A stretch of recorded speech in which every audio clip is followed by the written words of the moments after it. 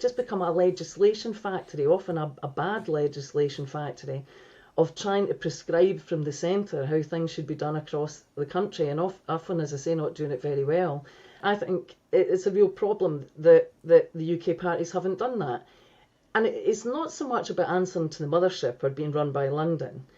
It's because and you see this played out FMQs every single week with Douglas Ross.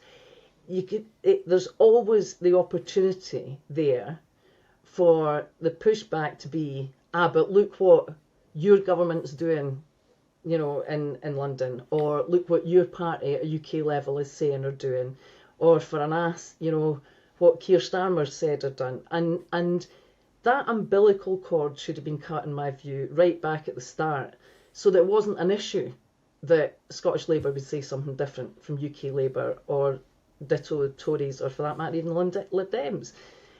So I think that's a problem. On the wider centralisation piece, again, this is one of the huge disappointments, I think, of devolution, is that things have become so centralised through Scottish Government and Holyrood.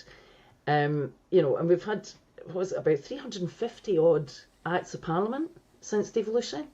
It's just become a legislation factory, often a bad legislation factory, of trying to prescribe from the centre how things should be done across the country, and often, as I say, not doing it very well, and just sapping the resources and again the leadership away from a local level. So I remember back in the first cabinet, us having a debate. I can't remember what the bill was, some local government bill. I think it was when community planning was first introduced.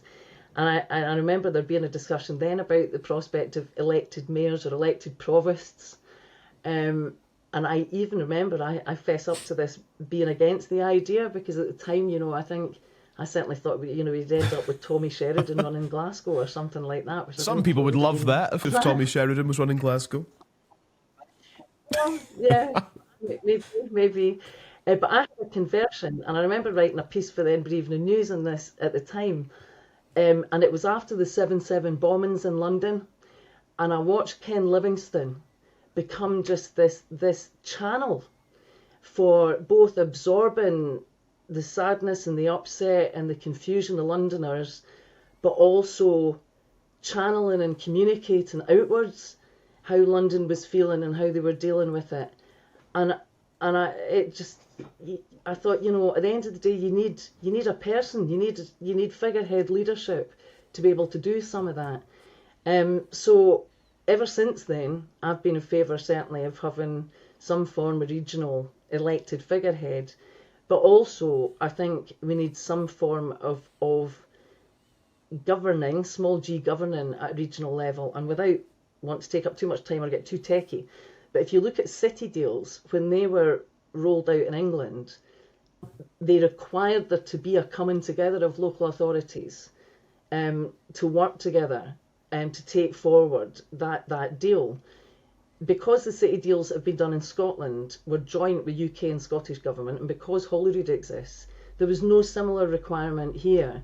You've got things called regional economic partnerships that kind of loosely come together, but it's not been about cementing that real strong joint working across the different councils that are involved in these things. Glasgow's been a bit better than most in doing a bit of that, but we need something at regional level. And I'm not advocating a return to regional councils and the like per se, although it would be really good if there was a proper discussion about the future of local government in Scotland. It has to be said, something else that Holyrood in 25 years has never done. But we definitely lost something by not having someone at regional level. And if you actually look back to some of the things that Strathclyde Regional Council did, Lothian Regional Council, Grampian and so on back in the day, Tayside, some big, good strategic stuff on things like education and economic regeneration and the likes, and we've lost something there. So that's one of the biggest shifts, and I think it's tangible, I think it's doable, but it's going to need leadership, ambition, and it's going to need input that goes way beyond the political classes to really work through what good would look like. But it's one of the biggies. If there's going to be, devolution 2.0 or whatever, the next chapter, then decentralisation's got to be at the heart of it. Thank you so much for watching. Press subscribe and you'll get all the best videos offering insight on Scottish politics delivered straight to your feed. Press subscribe and stick around. And if you'd like to hear our conversations in full, open up your podcast app and search for Holyrood Sources.